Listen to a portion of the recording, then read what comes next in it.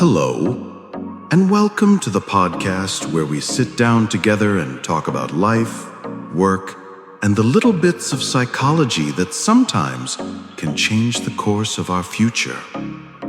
Today, I have a story I want to share with you. The story of an ordinary young woman who had to learn the most expensive lesson of her working life. A lesson that taught her that politeness, if used at the wrong time or in the wrong place, can hurt us more deeply than rudeness ever could.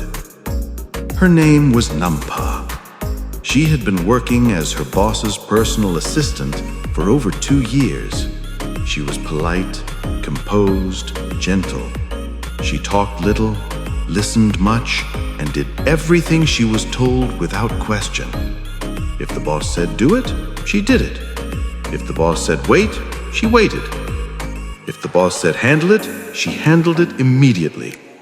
She never argued, never asked, never expressed an opinion. You could say she was the emptiest yet most hard-working assistant. Her boss often looked at her with affection, but sometimes he secretly thought, "He's so polite, he almost disappears." And that was the beginning of the problem. One day, she had to accompany her boss to an important business negotiation with a billionaire-level executive, a man with immense decision-making power, to close a 20 million baht deal. The meeting went well, far more smoothly than expected. Every term had been settled. All that was left was a signature. Just hand over the pen, sign, and the company would gain a huge amount of money.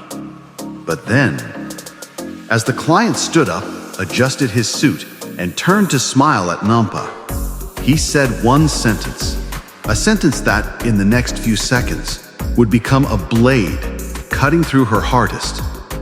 He said, "You're the first person to impress me within minutes. You handled many things wonderfully." It was a sincere compliment, a compliment that gave her dignity, a compliment that elevated her in the client's eyes. But her reply destroyed everything instantly. Nampa gave a faint, awkward smile and said, "Oh no, not at all. My boss is far more capable. I'm just a background extra." And just like that, the client's expression froze, cold, silent. He slowly closed the folder, capped his pen, and said, "Well then, let me think about it again. We'll talk later." Then he walked out of the meeting room, leaving a heavy silence behind. Her boss turned to Nampa. It wasn't anger in his eyes. It was the look that said, "You just destroyed the whole world." He spoke softly, but the chill cut deep. "You really lack social awareness. One sentence from you just made a 20 million baht deal disappear." Nampa froze. Her heart felt pierced. She didn't understand. She was just being humble, so how could it be wrong? Her boss continued, "He complimented you because he respected you, but you answered in a way that threw that respect onto the floor in front of him." He paused, then said, "Remember this. Rejecting a compliment equals rejecting the sincerity of the person who gives it." Nampa sat still, eyes filling with tears. She finally realized that politeness at the wrong moment truly could kill a massive deal. Her boss said, "This isn't over yet. He's giving us one more chance. If the deal goes through, you'll get no less than 2 million baht in commission." Nampa asked quietly, "So what should I do?" Her boss took out a book from his bag, placed it in front of her. The title read, "Human Psychology and the Art of Speech." And he said, "Go home and finish this tonight. Everything you need is in this book." Nampa read it all night, highlighted every page, reflected on every sentence, trying to understand, what do seniors expect from the words of someone like me? The next day, she walked into the meeting room with her heart pounding, but her eyes shining with a confidence she'd never had before. The client entered. She stood up, smiled, and said gently, "Thank you so much for giving us another chance, and I'm sorry for what I said yesterday. I lacked experience, but I'm working on improving." The client let out a small laugh. The coldness from yesterday melted instantly. He replied, "That's more like it. Now I feel comfortable."